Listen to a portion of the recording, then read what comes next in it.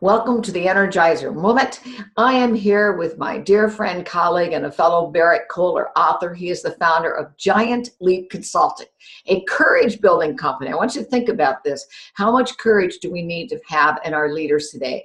He has worked for over 2 decades with executives who are in businesses that range from UBS Bank to Saks Fifth Avenue, NASA, the United States Department of Veteran Affairs, and I love his brand new book, which is called A Leadership Kick in the Ass. Bill, thank you so much for being with me. Eileen, it's great to be with you. I can't wait to energize your audience. Okay, because we know as leaders, there are times in which leaders need that title of that book, which is A Kick in the Ass.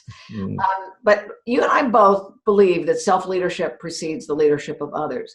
But oftentimes we have seen leaders who are clueless about how their behavior is impacting others. What are some ideas that you can give the viewers as to ways to promote self-awareness and help leaders become more attuned to their own behavior? Sure. Well, first of all, it's a very important thing to do because I think early on in the shelf life of a leader, they may not always be aware of how they're leading. How they think they're leading, but how they're actually showing up might have a gap. Even for experienced leaders, that can be the case. So there's really 3 things you can do. One's inside the organization, and that is to do a 360-degree feedback. Now, they can be a little controversial, but I find that they're really useful, whereby you rate yourself as a leader, and then at least 3 people, but whoever is directly reporting to you should be rating you as well. Then you give it to peers, and then you give it to your bosses. And in the case of your direct reports and your peers, it's going to be anonymous. So people are going to be giving you real data and a lot of truthfulness.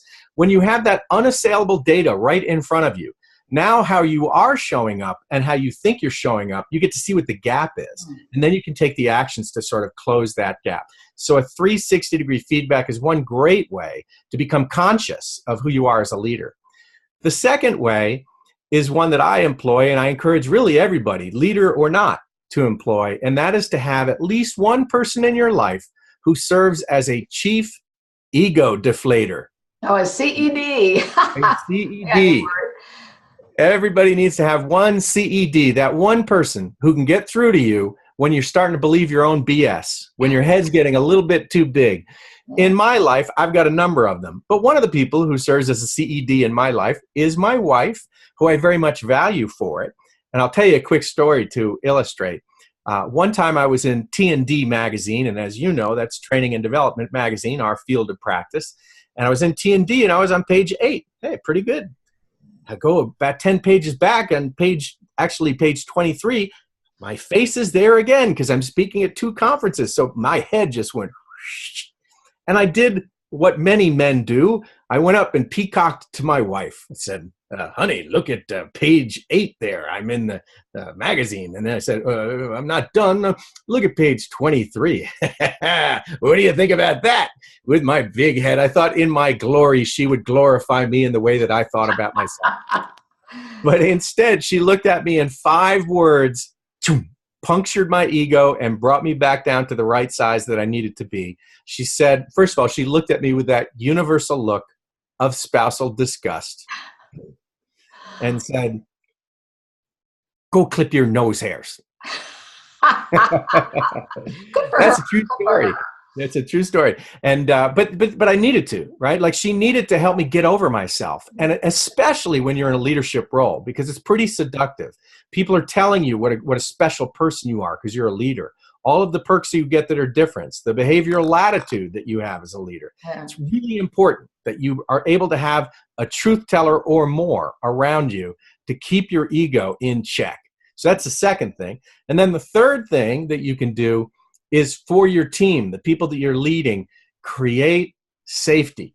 Make it a safe environment where they are not only expected to, but encouraged to disagree with you occasionally when they feel strongly about something. They need to be able to give you raw and tough feedback that you might need to hear so that you can make a good decision. You don't want to be surrounded by sycophants and lemmings. You need to be surrounded by people who support you, and that means sometimes telling you the truth that you may not want to hear, but you've got to create safety to do that. And then you've got to give them coaching on how to do that.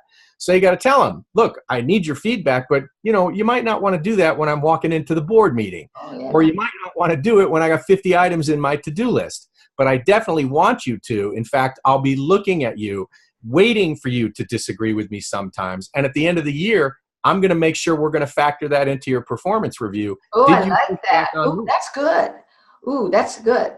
Bill, thank you so much. Those are 3 great things. If leaders are going to be resilient, they need to have that feedback, the 363, the chief ego deflator, and how to create a safe environment where people can tell you the truth.